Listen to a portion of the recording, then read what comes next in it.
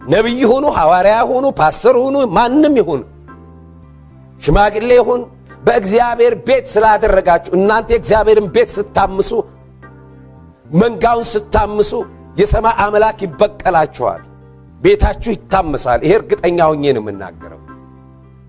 ስለዚህ አንዱ የምናምንቴነት መገለጫ ቅድስናን ከእግዚአብሔር ቤት ገፍቶ ኃጢአትን በእግዚአብሔር ቤት አጉልቶ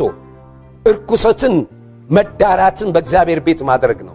ዛሬ ቅጥሯ የፈረሰው በዚህ ነው ቤተክርስቲያን በእርኩሰት በምናምንቴ አገልጋዮች እግዚአብሔርን በማያውቁ እናውቃለን የሚሉ ታላላቅ ቃል የሚናገሩ እንደነዛ አይነት ሰዎች እንደሚሆኑ መጽሐፍ ቅዱስ ይናገራል እሱ ብቻ አይደለም የምናምንቴዎች መገለጫ በዚህ በአንደኛ በሳሙኤል ላይ ስናነብ እነዚህ ሰዎች እንዲህ ይላል የእግዚአብሔርን ቁርባን ይንቁ ነበር ይላል ለእግዚአብሔር መስዋዕት ሲመጣ መስዋዕቱን ለእግዚአብሔር ቀርቦ በኋላ ካህናት መብላት ሲገባቸው ኮሚቴ አደራጅተው የሜንጦ ኮሚቴ መጽሐፍ ቅዱስ ላይ ነው የሚለው አንብቡት ከምዕራፍ 12 ከ12 ጀምሮ እንዲህ ይላል ባነበው የኤሊ ልጆች ምናምንቴ ነበሩ እግዚአብሔርን አያውቁም የካህናት ልማድ በሕዝቡ ዘንድ እንዲህ ነበረ ሰው ሁሉ መስዋዕት ላይ ያቀርብ ስጋ በተቀቀለ ጊዜ የካህናት ሎሌዎች ይባላሉ እነዚህ የካህናት ሎሌዎች ይመጡ ነበር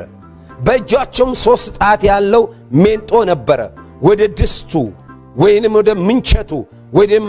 አፍላሉ ወይም ደግሞ ወደ ቶፋው ይሰዱ ነበር ይላል እንግዲህ ተደራይተው ነው ካህኑ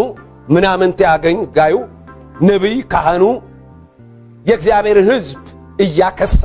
የእግዚአብሔርን ነገር እያቃለለ ኮሚቴ አደራይቶ ሕዝብ እየደህየ እነሱ እየዘረፉ የሜንጦ ኮሚቴ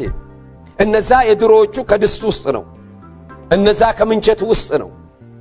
የተቀቀለውን ጥሬውን ነው የሚወስዱት ያሁኑ ደግሞ በተደራጀ መልኩ የእግዚአብሔር ሕዝብ በማራቆት እነሱ ቢሊዮነሮች ቢሊዮን አገልጋይ ድሃ እንዲሆን አላምንበትም እግዚአብሔር አገልጋዮች ድሃ ይሆኑ አይደለም ሚሊዮን ቢሊዮነር ቢሆኑ አምናለሁ እኔ ድሃነት ሰባኪ አይደለሁም ግን ብልጽግና ማለት ምን ማለት ነው ብልጽግና ማለት ከእግዚአብሔር ጋር መነካካት ነው ብልጽግና ማለት የእግዚአብሔር ክብር ለትውልድ ማምጣት ነው እነዚህ ምናምንቴዎች ግን ተደራይተዋል በኮሚቴ በምን አይነት የሜንጦ ኮሚቴ ተብሎ ተደራይተው የእግዚአብሔር ሕዝብ ኪስ የሚያራቁቱት ትዳሩን የሚበትኑ